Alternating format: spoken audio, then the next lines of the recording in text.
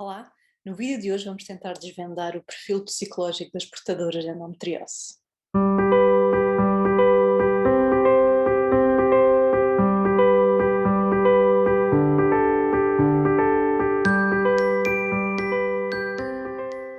Olá, meu nome é Filipa e sou aqui a conselheira holística do projeto Renascente e hoje vamos tentar desvendar se há aqui um perfil psicológico que possa ser atribuído às mulheres com endometriose, ok? E isto pode ser importante porque pode ser importante avaliar-te a ti, tentares perceber se encaixas neste perfil psicológico e se ainda não tens endometriose ou se apenas suspeitas que tens endometriose, mas vendo aqui estes pequenos sinais pode ser que te faça sentido e que então concluas que podes encaixar neste quadro, ou se nós virmos este perfil, se calhar em outras mulheres que podem suspeitar que têm endometriose ou que ainda não se aperceberam disso, podemos também ser nós a alertar outras pessoas também. Eu no vídeo anterior tinha falado sobre sinais em que podemos estar alertas até para prevenir também a doença ou para conseguirmos mais uma vez estarmos atentas a estes sinais, para percebermos se podemos ser propensas a ter endometriose ou as nossas filhas ou alguém que a gente conheça, portanto alguns sinais que podíamos estar alerta e hoje eu vou juntar aqui um bocadinho mais e falar de uma outra questão mas que também está ligada a esta parte da prevenção, mais ou menos, pelo menos no autoconhecimento acerca de nós mesmas. E o que é isto então? É falar aqui do nosso perfil psicológico. E o que nós sabemos é que, em termos de conceito de clássico, que era falar do que era a endometriose, o que se dizia é que era ali era a presença do endométrio que estaria fora da cavidade uterina. Okay? Hoje em dia já se sabe que não é a presença do endométrio, que é a presença do tecido semelhante ao endométrio e também que esta doença é provocada por uma desordem genética que pode ser de herança poligénica, ou seja, de diferentes genes e não de apenas uns, portanto pode ter aqui a sua origem, a sua causa pode ser aqui de diferentes genes e que também é multifatorial, portanto que está sujeita a diversos fatores, não só genéticos como também outros fatores que são eles quais? Então há aqui uma conjunção de imensas coisas, como por exemplo a parte genética sim, mas também a nossa parte imunológica, a parte hormonal, enzimática, parte química, a parte ambiental e também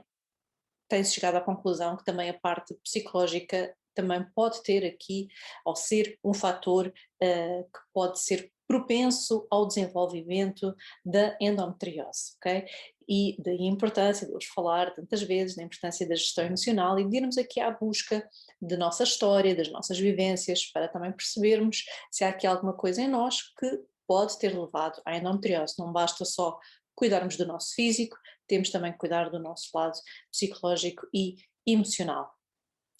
Então, os fatores biológicos podem influenciar e ser facilitadores do desenvolvimento da endometriose, como eu vos disse, já vos falei no vídeo anterior, mas resumidamente aqui, alguns fatores biológicos que podemos falar é se sabemos que temos a menstruação com mais de 5 dias, se temos um fluxo intenso, se temos cólicas menstruais intensas, portanto estes são aqueles fatores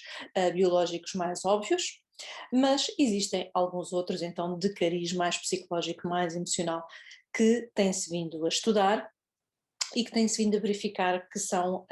mais ou menos recorrentes nas mulheres, então, portadoras de endometriose. Por exemplo, mulheres muito ansiosas, okay? Mulheres hiperansiosas, mulheres que têm stress, e nós sabemos que o stress é um fator potencial tóxico ao nosso corpo e que é potencial para o desenvolvimento da endometriose. Por isso é normal que então estes dois fatores estejam aqui associados. E estas mulheres são como? Então, se elas são estressadas e são muito rápidas,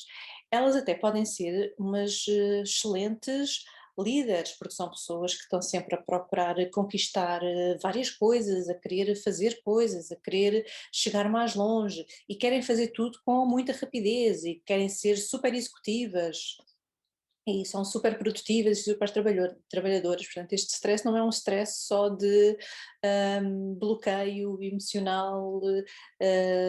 negativo, não é? Isto pode ser até do outro lado e na outra ponta pessoas que são que trabalham imenso, não é? Que são workaholics, por exemplo, não é? Mas depois esta busca na sua conquista destes seus objetivos e das coisas, depois são muito sofridas, não é? Ficam em extrema ansiedade física, ficam em extremo stress, pois isto tudo o que é que provoca, consequências, má alimentação possivelmente, sono de má qualidade possivelmente, e má qualidade e má quantidade,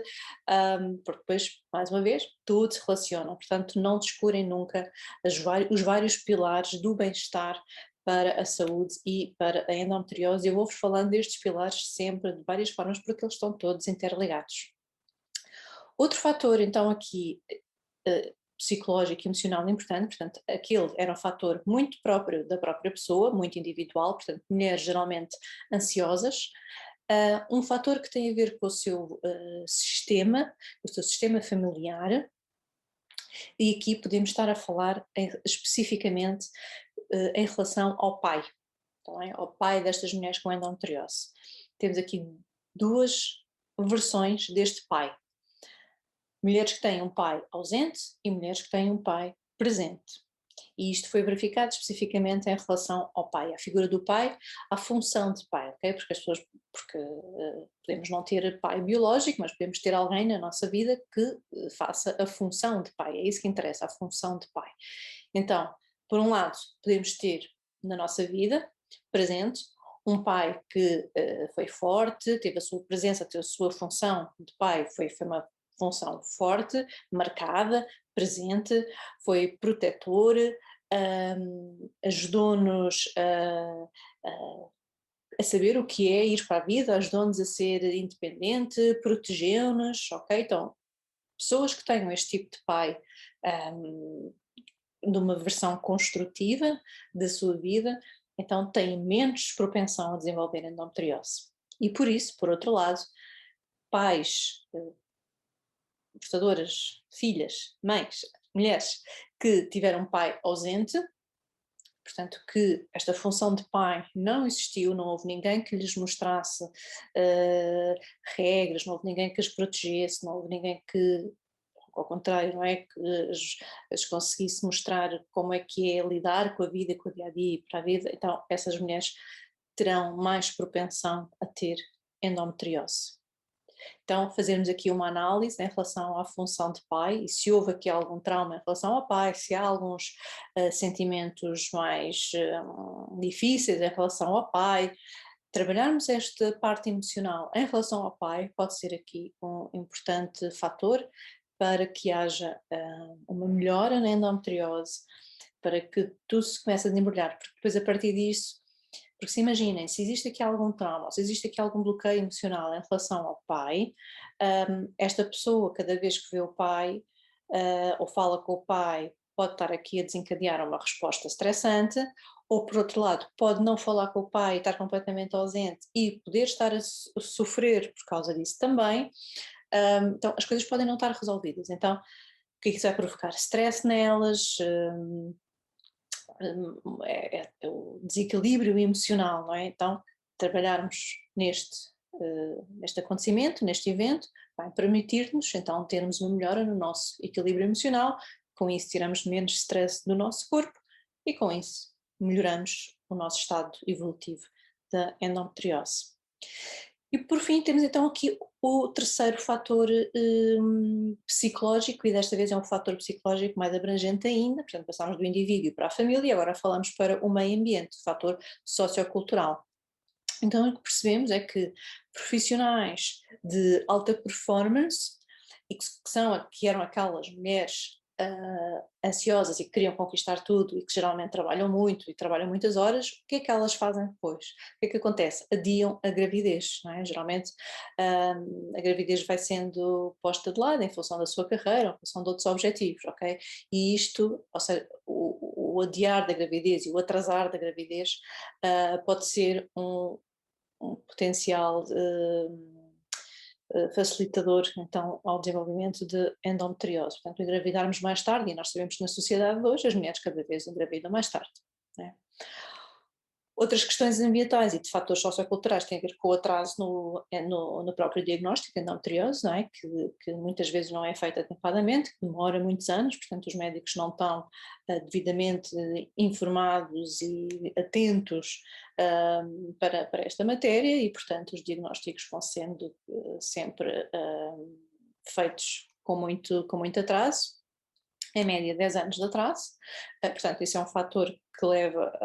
ao facilitar o desenvolvimento de endometriose, porque não há nada que consiga diagnosticar, não há nada a parar, não há tratamentos entretanto e as coisas vão evoluindo, não é?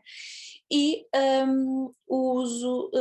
da pílula, o uso de anticoncepcionais, desde muito cedo, desde a adolescência, este, pelo contrário, não é um fator de potencializador nem desenvolvimento ou facilitador da endometriose, pelo contrário, é um fator que está aqui a mascarar e que está aqui a tapar a endometriose. Portanto, enquanto as adolescentes ou enquanto nós estamos a tomar a pílula até querermos possivelmente engravidar, nem sequer vamos perceber que temos endometriose, porque muitas vezes não temos tantas dores.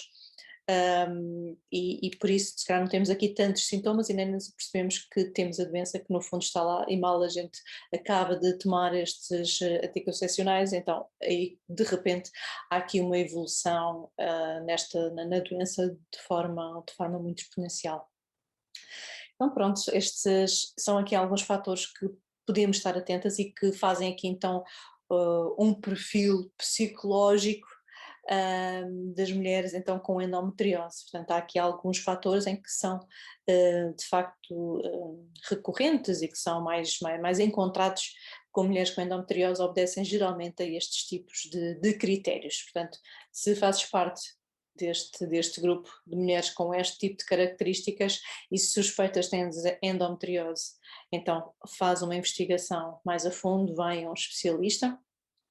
e se conheces alguém que também partilhe estes sintomas todos, tanto biológicos como estes psicológicos, também lança o alerta para que ela fique atenta e para que também então, vá fazendo uma investigação sobre si mesma, e é por estas coisas que é tão importante termos aqui o autoconhecimento sobre nós mesmas, para percebermos aonde é que podemos aqui mexer, onde é que podemos trabalhar para melhorar então a nossa condição. Espero que tenham gostado mais destas dicas, vejo-vos no próximo vídeo.